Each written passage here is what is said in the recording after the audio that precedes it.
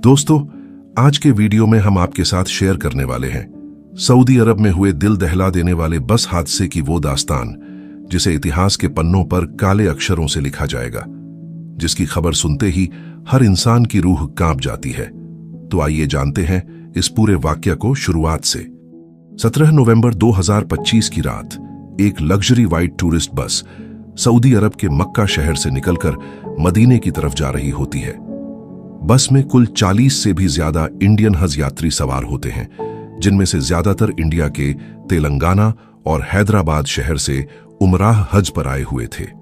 इनमें से कई लोग पहली बार सऊदी अरब के लिए निकले थे। उन्होंने पहली बार मक्के की खुशबू महसूस की थी और अब मदीने के नूर का इंतजार कर रहे थे। लेकिन किसी को यह एहसास नहीं था कि उनके इस सुहाने सफर की आखिरी मंजिल मदीना नहीं बल्कि एक दर्दनाक दास्तां बनने वाली है। रात के करीब 1 बजे बस रेगिस्तान की सुनसान सड़क से गुजर रही होती है। बस के अंदर ज्यादातर यात्री थकावट की वजह से अपनी अपनी सीटों पर सुकून से सो रहे होते हैं। कुछ लोग धीरे धीरे तस्बीह पढ़ रहे थे तो कुछ अपने फोन में फैमिली के साथ व्हाट्सएप पर चैटिंग कर रहे थे।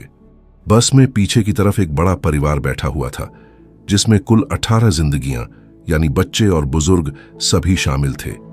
ये सभी लोग एक्साइटेड थे कि सुबह होते ही प्रॉफिट मोहम्मद के शहर का दीदार करेंगे। लेकिन उन्हें क्या पता था कि उनका ये ख्वाब इस रेगिस्तान में झलकर रह जाएगा। करीब 30 मिनट बाद यानी 1:30 पर कुछ किलोमीटर आगे एक हैवी डीजल टैंकर अपने रूट से थोड़ा डगमगाया। टैंकर का ड्राइवर रिपोर्टेडली थका हुआ था। उसकी आंखें झपक रही थीं, इसलिए टैंकर बार बार अपनी लेन से बाहर निकलकर दूसरी लेन में घुस रहा था।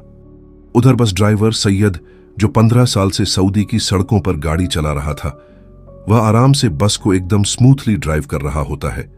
तभी अचानक उसे दूर से लाइट्स नजर आती हैं, लेकिन उसे नहीं पता था कि सामने वाला वाहन गलत दिशा में आ रहा है। अब कुछ ही सेकंड में सब कुछ बदलने वाला था।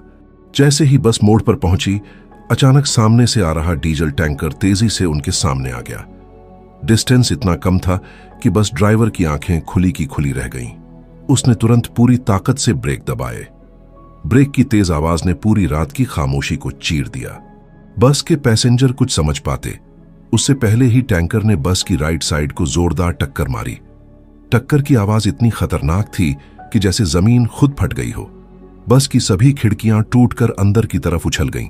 लोग सीटों से उछलकर एक दूसरे पर गिर पड़े। अंदर बैठे लोग बेचारे चीख पाते उससे पहले ही टैंकर ब्लास्ट हो गया।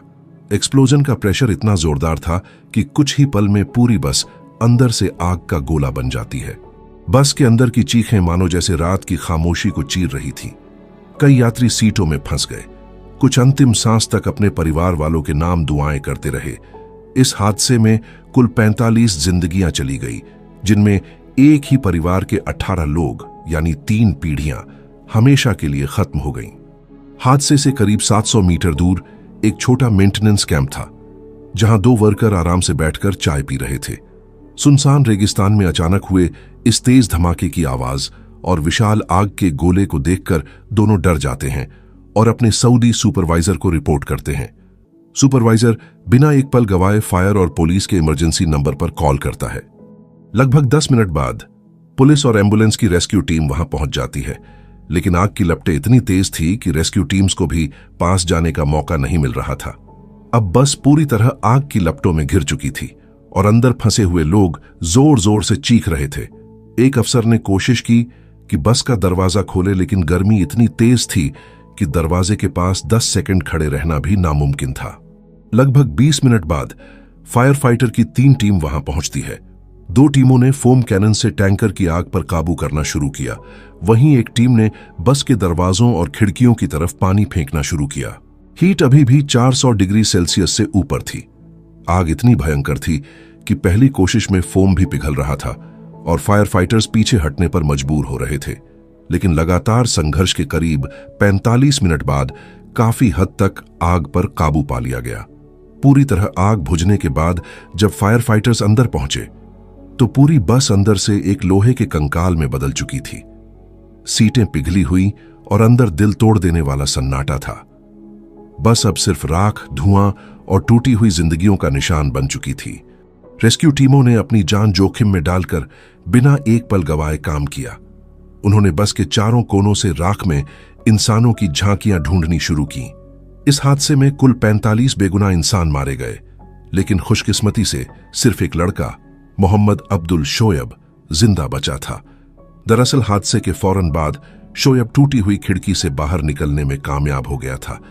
पुलिस, फायर ब्रिगेड और मेडिकल टीम ने मिलकर शवों और घायल लोगों को बाहर निकालकर लोकल हॉस्पिटल में पहुंचाना शुरू किया।